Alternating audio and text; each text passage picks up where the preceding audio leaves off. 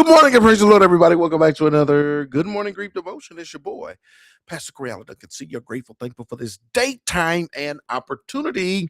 This is indeed the day that the Lord has made. He has commanded us to rejoice and to be glad in it. We are grateful, glad about it, grateful for it.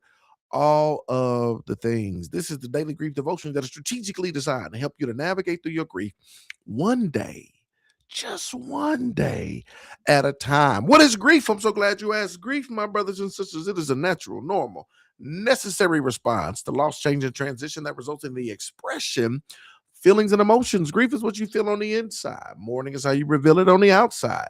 Therefore, we don't suppress it, but we express it. We don't ignore it, but we explore it. We don't conceal it, but we reveal it. We don't lock it up, but we let it out. That's why we shout good morning, because morning is indeed a good thing. And I'm so glad that you're here with us on today as we lead you in a very special way. In today's Good Morning Grief Devotion, we have been talking about naming it and whatever you're feeling on the inside. The last couple of devotions that we've been navigating through, I asked you the question, what are you carrying now, right? When the weight finally has a name. And today I'm going to follow up with a third one. Just being mindful of what you may be carrying, no matter what season of your grief you're in. What are you carrying now when the weight finally has a name? And today is day 19, so we're going to continue to lean and glean. We're going to talk about what changes when you name it. What changes when you name it? What are you carrying now when the weight finally has a name? When you name it, what changes when you name it? Let's talk about it, y'all. Then you will know the truth, and the truth will set you free. Something shifts when grief is finally named. What once felt like a constant unnamed weight becomes something you can acknowledge, hold, and begin to release. This is why this is so important to name it. I've seen people who have been misdiagnosed with various ailments. They thought it was this, they thought it was that, they thought it was this, and then it's like, aha, it's none of those, and it's this right here. So when they finally got to the point where they said, is this right here? Now they could properly address what was going on, right? Before, when they thought it was this, that, or the other, and it wasn't, they were doing things that were not working because the situation kept getting worse, right? So when they finally were able to pinpoint it, now we can address it. Let me give you a better example. I remember one time had a vehicle and they kept stopping. So I took it to the place and they said, oh, it's this. Paid $1,000 for them to fix this. A day later, it stopped again, did the same thing. So I said, yo, I just paid y'all $1,000. Y'all said it was this. It did the same thing. Took it back. I said, oh, well, it was that and this. Paid another $1,000 for that and this. Left, y'all, next day, same thing. Cut off again. I took it back. I said, yo, I done paid y'all two grand and it still ain't done.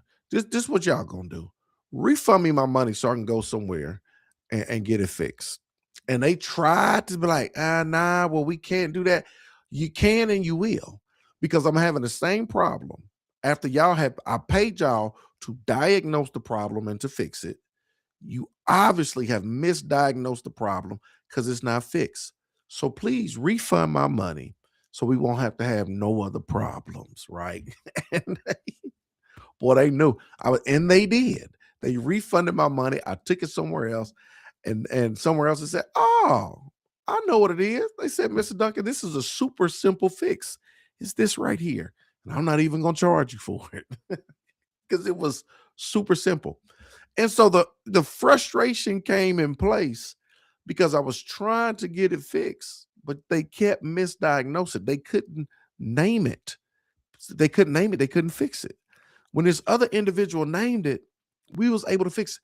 For some of you, when it comes to your grief, if you're not naming exactly what you're feeling, what you're dealing with, what you're going through, if you can't name it, then you won't be able to navigate through it, right? You won't be able to pinpoint exactly what it is and how to deal with it. This is why it's so important for you to understand, right?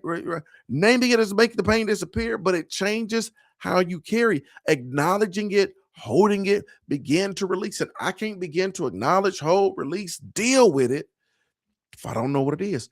So when you name it, it's what happens when you name it. It doesn't make the pain disappear, but it changes how you carry it.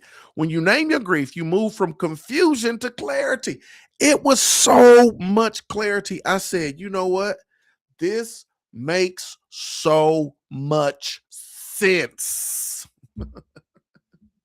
I went to the doctor last year, got some stuff done. I said, yo, I think I may be dealing with some ADHD. I don't want to self-diagnose, but I done seen enough videos. I done read some books. I done seen all of this stuff. Can you test me? They tested me and they said, oh yeah, definitely dealing with some adult ADHD. And I said, this makes so much sense.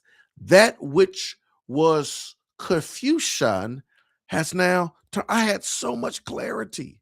I could understand how I'm wired. I can embrace it. I can move forward. It was so much clarity. And when you name it properly, y'all, you move from confusion to clarity. When you really get to the core and name what it is you're battling, dealing with, going through, feeling, right? So much clarity is going to take place. When you name your grief, you move from confusion to clarity, from silence to honesty, from isolation to connection. I remember I was telling somebody about that. Some of y'all, it's made sense here because what you said, well, I was dealing with this, and I said, oh, that's compounded grief. You're dealing with compounded grief. It's not just you're not just grieving the loss of a loved one, and you lost this, you done dealt with that, and you feel overwhelmed, and everything is coming in because it's compounded. It's compounded grief. Y'all was like, oh my God, that's what it is. Or anticipatory grief. I've told people, oh yeah, you're dealing with anticipatory grief. What is that? That you're anticipating that it hasn't happened yet, but you're anticipating it, right? They're in hospice, right? Or the writing is on the wall, right? The shoe just ain't dropped yet. So it's the anticipation of, oh, if it's gonna happen, when it's gonna happen, it's the anticipation and all of these mixed emotions. That's anticipatory grief. Yeah, I was like, oh, because when you name it, it brings so much clarity. You move from silence to honesty, from isolation to connection. Unspoken pain has a way of controlling us quietly. But when you name it, this is sadness, this is anger, this is missing them, then you take a step forward towards freedom. Not freedom from grief, but freedom from pretending that it isn't there. God meets us in truth. When you name what hurts, you invite him into the exact place you've been protecting, hiding, or minimizing. While naming doesn't fix everything, it opens the door for comfort, compassion, and care. Don't fix everything, but it's going to open the door, right? For comfort, compassion, and care. It's putting you in the right place where you need to be so that you can navigate through what you're going through. You don't have to explain your grief perfectly. You don't have to solve it today. You just have to tell the truth about where you are. And that truth, spoken gently, honestly, creates space for healing to begin. Tell the truth about where you are. The truth sets you free. If y'all been rocking with me for any amount of time, y'all already know. Truth liberates. If you don't acknowledge the truth, it will incarcerate. It'll keep you incarcerated. But the truth is going to leave you liberated. Tell the truth about where you are and how you feel. Yeah, this is at all times. Awareness is everything. Telling the truth about where you are, how you feel. That is of the utmost importance. Tell the truth about where you are and how you feel. Here's your point of application. Finish this sentence today. What I'm really carrying is blank. Then pray, Lord, thank you for meeting me in truth. Help me to carry this with you. Let naming be the beginning of release. Let naming be the beginning of release. Today, my brothers and sisters, is day 19. Thank you for taking the time to lean and glean. What changes when you name it? What changes when you name it? What changes when you name it? Hey, Natasha, she says, I hope you went back to the other place and told them, oh, that's not the point, is it? And you know what? They told me to. They said, Mr. Duncan, if you find out what it is, please let us know because because I mean, I'm sorry. We're sorry. If you find out what it is, let us know. I didn't. I probably should have just for educational purposes. Um, but ooh, that's crazy. That is crazy. Yep, the anticipatory. That's it. Dealing with that for sure. Yep, anticipatory grief, right? Anticipating. Anticipating. Create space. You got to create space. Being able to lament and journal has been so helpful in my grief journey. That's what I'm talking about. The lament. I'm crying out. I'm wrestling. It is helpful. And I'm telling you, it's the daily purge. It's the daily purge, right? Release brings about relief. So lamenting, praying, journaling, all of these things, getting it out, man, that's all a part of the journey, right? And so come on, release it. Release it, release it, release it. What changes? I appreciate it. Oh, this is so good. For those of you who are in the cohort, make sure you do your homework this week. I have a question to ask, but can I ask it through message? Yep, you can ask it through message. That's fine. You can ask it through Messenger.